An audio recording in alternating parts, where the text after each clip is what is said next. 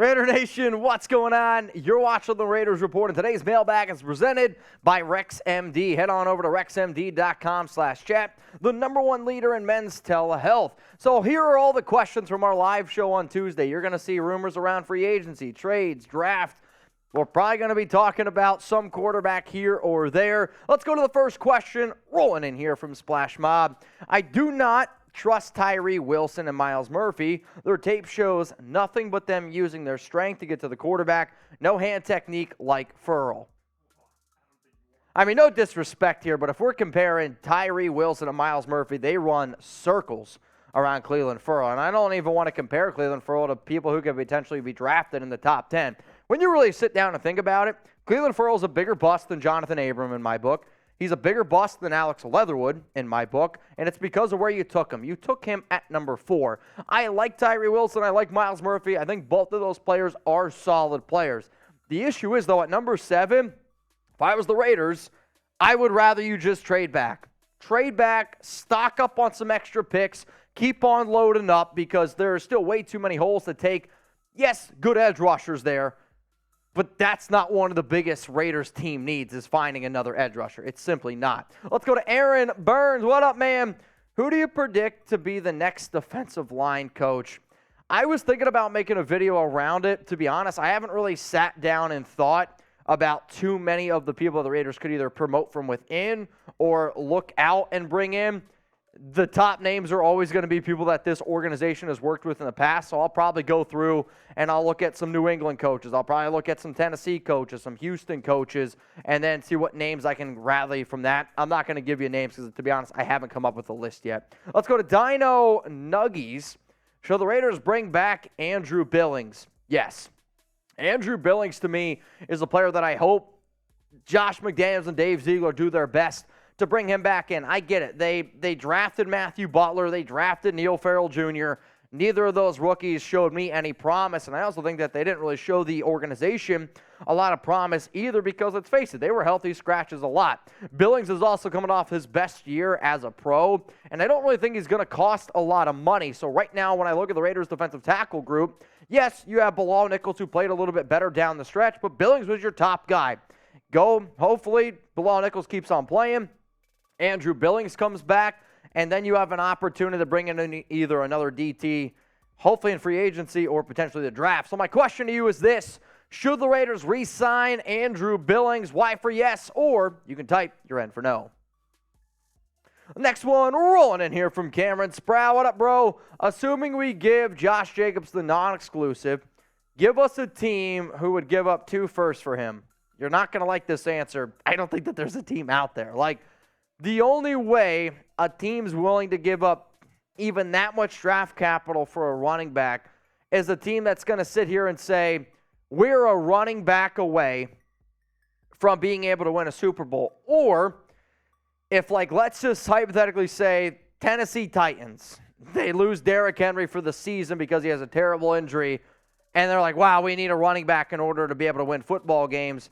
I would say a major injury to a running back would then result in a team getting ballsy and then potentially giving the Raiders some picks. But running backs are great positions, right? They are focal point of offenses.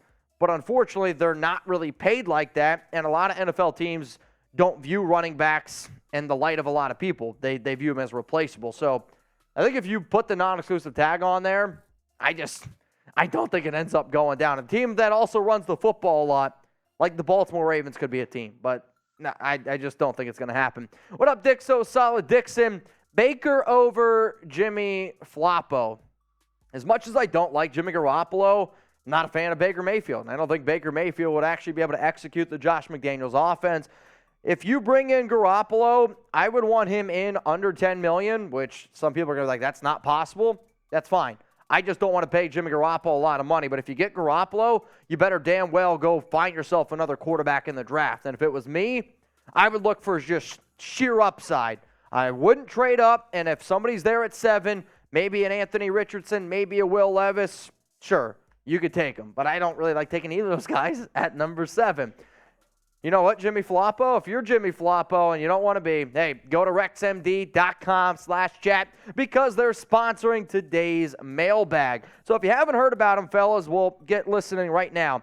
Do you sometimes lack confidence in the bedroom? We've all had those nights where we get too nervous or maybe had too much to drink. There's nothing worse than not being able to put the stick shift in drive when you need it the most. But have no fear, RexMD is here, spreading cheer even when you've had too many beers. RexMD is FDA approved and the most trusted leader in men's telehealth. They have sponsored the Raiders Report to help you always be prepared. RexMD has made it simple, easy, and cost-effective to help all the men out there last longer and feel more confident in the bedroom. RexMD makes getting generic and branded Viagra or Cialis easy. Everything's online, even the prescription, and they deliver it discreetly to your door. No waiting rooms, no embarrassing trips to the doctor. No insurance and no co-pays. Take advantage of their best deal they've ever offered and save up to 90% off and only pay $2 per dosage with our exclusive link. Go to rexmd.com/chat. For this limited time deal, starter packs of generic Viagra or Cialis are now available for our listeners to get started. That's rexmd.com/chat for up to 90% off. Next one rolling in here is from Adam Billings. Hey, Mitch. What do you think about building our lines in the draft and then getting DTR from UCLA in the late rounds to learn behind A-Rod, assuming we get him? I'll tell you this right now. I do think Dorian Thompson-Robinson is one of the more athletic quarterbacks in this year's draft, and he does have some upside. The more tape I start to watch on him, his decision-making process is bad. His arm strength, I would say, is below average. But, yes, he is an athletic freak. There's no doubt about that. If you want to be able to build both lines, I'm never, ever going to be against that. And taking a flyer on a guy in 6th, 7th round, cool. I'm on board with it. But I will admit, having him learn behind Aaron Rodgers, what's the plan, right? Like, there's not too much of a plan. If you're going to bring in Rodgers, you can bring in a quarterback with some upside. I just don't think that it's ever going to be, Robinson from UCLA. What up, Brandon? Josh McDaniels sitting on hot seat because I sent his chair on fire. Yikes. Hot. Let's go to Cameron. Sleeper quarterbacks as our starter in the first game of the 2023 season, Mac Jones, and I'm starting to warm up to the idea. I just can't wrap my mind around you wanting Mac Jones. Like, I get it's going to be year 3. I get that at one point he went to a Pro Bowl with McDaniels, and, that's his guy. But in terms of I think the most likely quarterbacks to be the Raiders guy, it's Aaron Rodgers. Then number 2 to me was probably Jimmy Garoppolo. C.J. Stroud's got to be up there. I do think Mac Jones is a name to keep in mind. A sleeper, a bad sleeper, realistically, is Jacoby Brissett. If you miss out on all of these dudes and you want to go with somebody who knows your system or at least has worked with your system in the past, I can see the Raiders rolling with Jacoby Brissett, which scares the absolute hell out of me. I hope it doesn't happen. Mac Jones, I do think also is the Raiders swinging and missing on multiple people and then being like, shit, we got to go find a guy. We'll see what ends up happening. What up, Brandon? Locals for the best content, personal interaction, weekly pick'ems, more live shows, and if you're a diehard, you should join Locals. If you are over on Locals, we appreciate you. I'm going to be live on Wednesday and Thursday this week. And if you're not, you can join all of our live shows, mock drafts, free agency shows coming up over there at RaidersReport.locals.com. What up, Wyatt? With Hollins being a free agent, thoughts on signing Allen Lazard? It's an interesting question. I've been definitely getting a lot more of these past players that have worked with Aaron Rodgers. Should the Raiders pursue those type of dudes? I mean, for me, realistically, I get that Rodgers has already had time to play with Allen Lazard, and he's never played with Mack Hollins. But to me, it's not really the conversation because from a talent standpoint, athletic standpoint, Mack Hollins and Allen Lazard, they're kind of like the same player at the wide receiver position. Both tall, both lanky, both very good athletes. But when I think about Mack Hollins, I think about his ability also on special teams. Lazard doesn't have the special teams value that Mack Hollins does, and I know that this regime that the Raiders have right now, they value that special teams ability. What I do think it could simply come down to, the money. How much does it cost? If you're telling me right now both of these players are $3 million, I'll take Mack Hollins for the simple fact of A, he's already been in the offense one time, and then B, he's a great special teams player. I understand that Lazard has got that repertoire with Rodgers, but it wasn't repertoire that was so great where we were like, man, we got to get this guy back. There was a lot of people out there that thought Allen Lazard was the top sleeper out there in fantasy because somebody had to be the new number one in that offense. He couldn't be the number one. So to me, I'll take the guy with special teams value. Plus, I think Hollins is going to be much cheaper than Lazard this offseason. Let's go to one of the OGs. What up, Hellcat? What position do you think we make a splash in free agency? Cornerback. And it makes me nervous saying that because I really, truly believe if Jalen Ramsey hits the open market, the Raiders are going to try to get him because I've heard from a few people, and I know players that I talk to really want the Raiders to go out and get Ramsey.